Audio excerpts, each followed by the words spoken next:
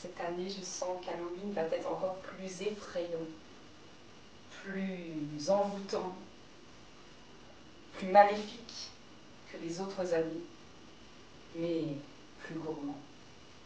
Et oui, mes chers abonnés, c'est enfin le moment de se retrouver pour cette magnifique fête qui effraie les enfants, les parents, mais qui régale tous les gourmands. Alors cette année, on va faire une petite recette plutôt sympathique de gâteau moelleux au chocolat avec une araignée dessus, plus vrai que nature, vous allez voir, avec une toile d'araignée autour du gâteau. C'est pas très compliqué, ça va vous amuser énormément, ça va amuser aussi les enfants, les parents, les grands-parents, et surtout ça va avoir un certain petit effet magique à la fin d'un repas d'Halloween, vous allez voir. Suivez-moi, on se retrouve tout de suite pour la lecture des ingrédients. Et attention, parce que vous pourriez les croiser.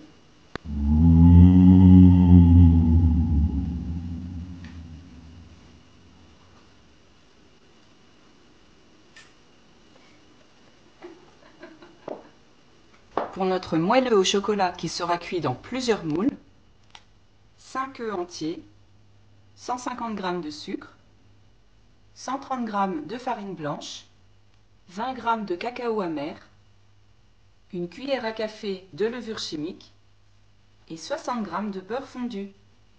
Pour fourrer l'intérieur de notre gâteau au chocolat, 200 g de confiture d'abricot. Pour le glaçage de notre gâteau au chocolat, 200 g de chocolat noir, 200 g de crème liquide entière et 35 g de beurre.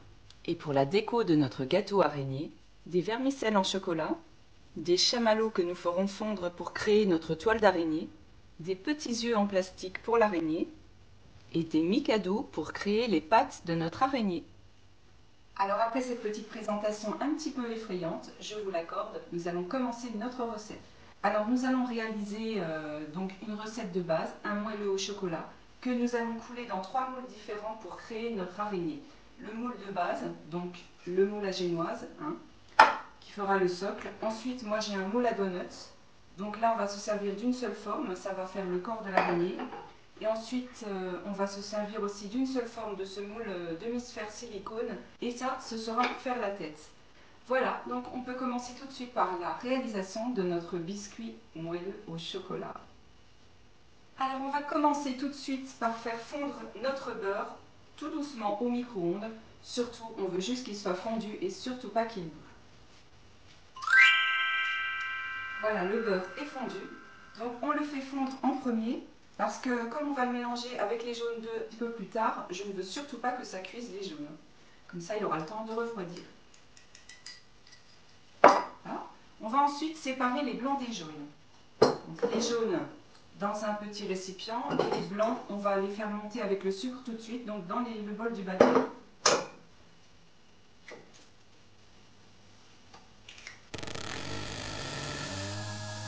J'entends des bruits bizarres.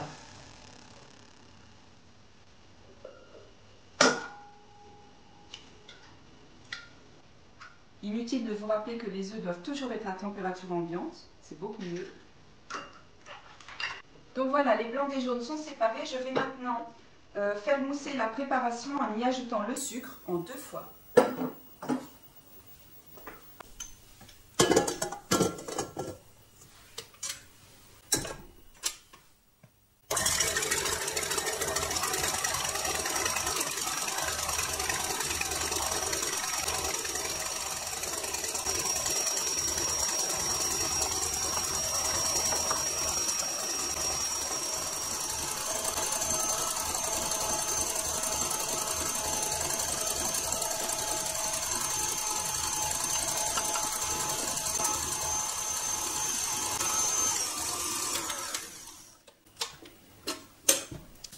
On va maintenant passer à l'étape suivante.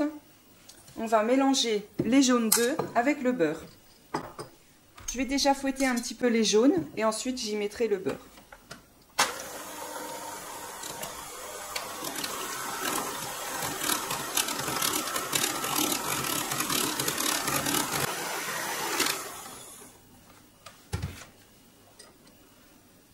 J'ajoute mon beurre. Et je continue mon mélange.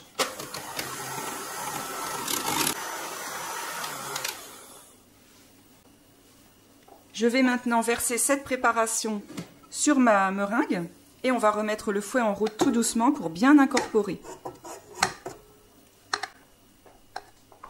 Et c'est reparti pour 1 ou 2 minutes.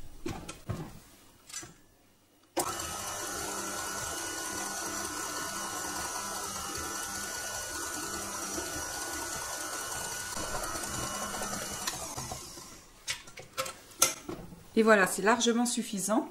On va maintenant pouvoir y intégrer nos poudres. Et on n'oublie pas à ce stade de faire préchauffer notre four à 165 degrés. Voilà, donc on va se contenter de tamiser la farine, le cacao amer et la levure chimique sur la préparation.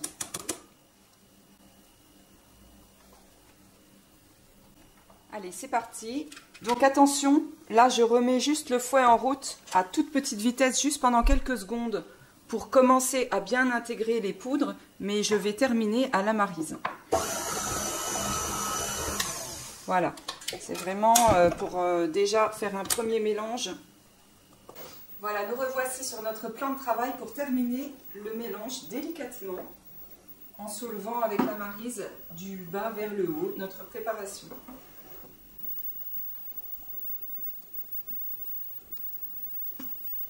Voilà, une fois notre préparation bien mélangée, on va pouvoir donc déposer dans les moules. Évidemment, je commence par remplir mes formes. Bon, on ne remplit pas le moule jusqu'à ras-bord non plus. Et là, je vais remplir une petite demi-sphère. Étant donné que ça va cuire beaucoup plus vite, on va commencer par faire cuire donc ces 2 petites formes.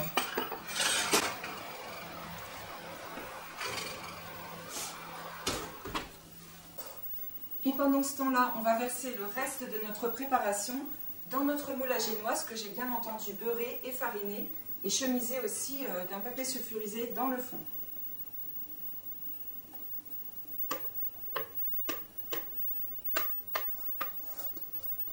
On le répartit le plus uniformément possible. Et en attendant, on va patienter que les 2 premiers moules soient cuits pour pouvoir faire cuire celui-ci.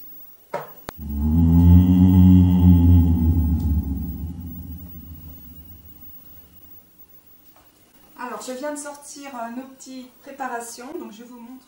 Voilà, vu que j'avais bien graissé le moule, vous voyez, ça n'a pas trop collé, c'est parfait. Et voilà, donc on va passer à la cuisson de la génoise.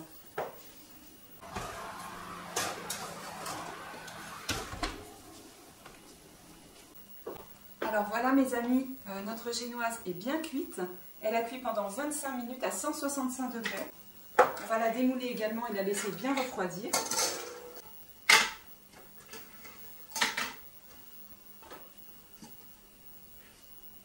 On n'a plus qu'à retirer donc, le film que j'ai placé au fond du moule. Je crois que mon araignée a fait un petit bond en avant là. Reste là. Voilà, on va laisser refroidir donc nos gâteaux. Alors il est temps maintenant de passer à l'étape du glaçage. Donc bien entendu, on ne va pas glacer notre gâteau tant qu'il ne sera pas refroidi. Mais notre glaçage sera bien chaud, donc on peut déjà le préparer maintenant pour qu'il ait le temps de refroidir tranquillement. Alors pour la préparation du glaçage, ça va être vraiment d'une simplicité enfantine. Donc on a notre chocolat que j'ai concassé juste avant pour qu'il fonde plus vite. On va faire chauffer notre crème. On ne va pas la faire bouillir, mais on va la faire bien chauffer, presque à ébullition, on va dire. Et puis on a notre beurre. Alors je verse ma crème liquide dans ma casserole que je fais chauffer. Voilà, là elle est bien chaude, donc on va l'arrêter et la verser directement sur le chocolat.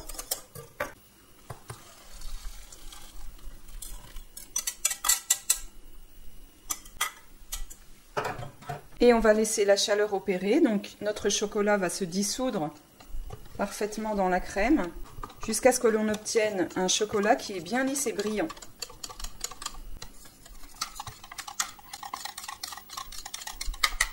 On va maintenant lui ajouter le beurre et il va fondre aussi instantanément.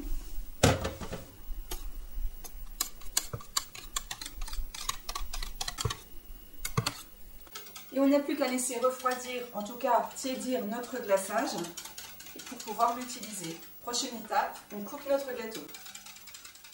Allez les petits gourmands, il est temps de se retrouver pour la découpe de notre gâteau, maintenant qu'il est bien refroidi. On va le couper simplement en 2 parties pour pouvoir y intégrer notre confiture d'abricot. Concernant la confiture, évidemment, vous pouvez choisir ce que vous voulez. Moi, j'adore ce mélange gâteau chocolat, confiture d'abricot, mais vous pouvez très bien y mettre toute autre chose. Allez, c'est parti pour la découpe.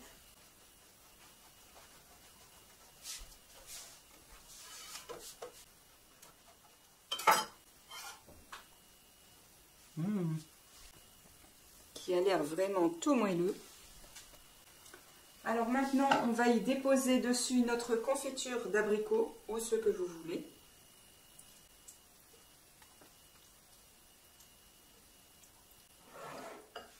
Et on va replacer immédiatement le second disque. Il est temps de procéder au glaçage de notre gâteau. Donc évidemment, notre glaçage est tiède. Il n'est pas complètement froid, hein, sinon ce serait une ganache qui aurait durci. Mais en tout cas, il a bien refroidi.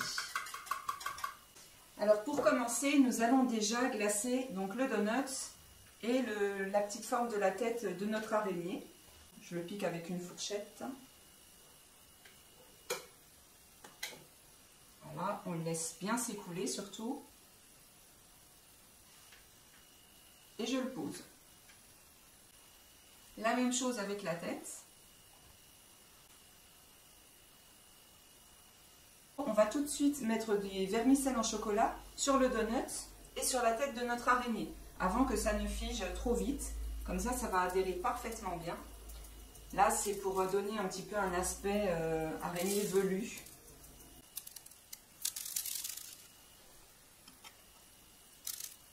Et maintenant, je vais pouvoir glacer mon gros gâteau.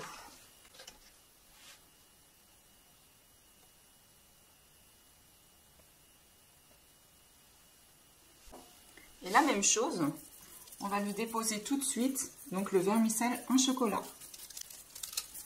Bon là c'est inutile d'en mettre beaucoup parce qu'ensuite on va faire notre toile d'araignée.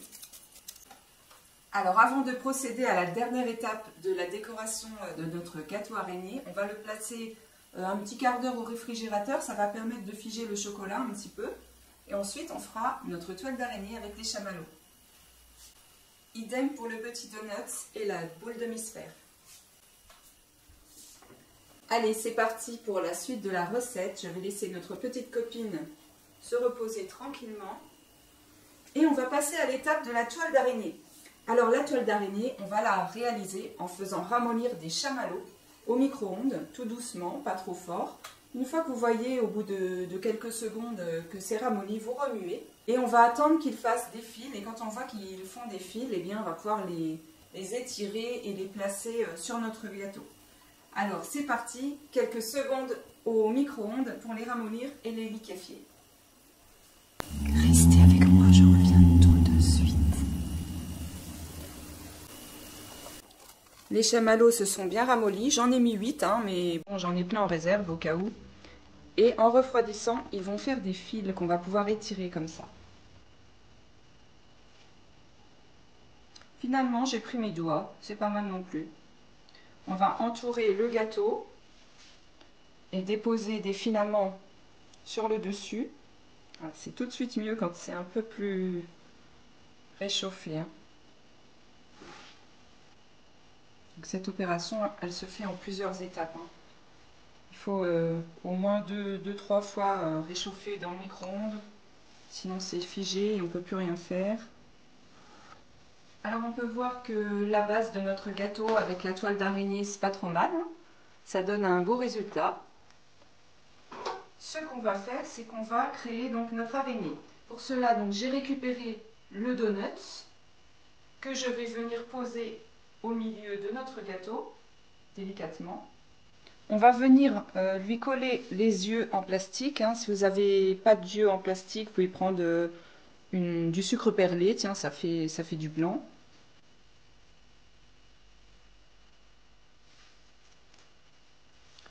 Donc je vais tremper dans le chocolat. et je viens les tremper dans le vermicelle en chocolat. Je les laisse reposer pour qu'ils durcissent légèrement. Donc vous faites le nombre de pâtes que vous voulez. Donc je vais les remettre au réfrigérateur pendant un petit quart d'heure afin que le vermicelle soit bien figé pour pouvoir les placer plus facilement évidemment. Allez, après un petit passage au frigo, eh bien, nos petites pâtes d'araignée sont bien froides et figées. On va pouvoir terminer la vidéo. Et donc, on va se contenter de piquer ces pâtes dans notre araignée. Donc là, on va planter les pâtes du dessous et on va faire la jonction.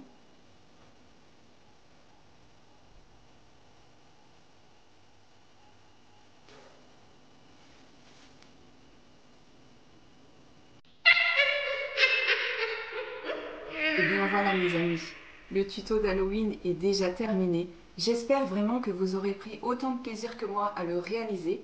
C'est très marrant à faire, ça prend un petit peu de temps mais c'est pas compliqué et ça fait un bel effet sur une table de fête pour Halloween au moment du dessert et les enfants seront émerveillés ainsi que les grands.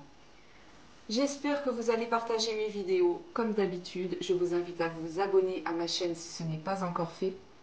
Je vous retrouve bientôt pour d'autres vidéos. En attendant, moi je vous souhaite une joyeuse fête d'Halloween.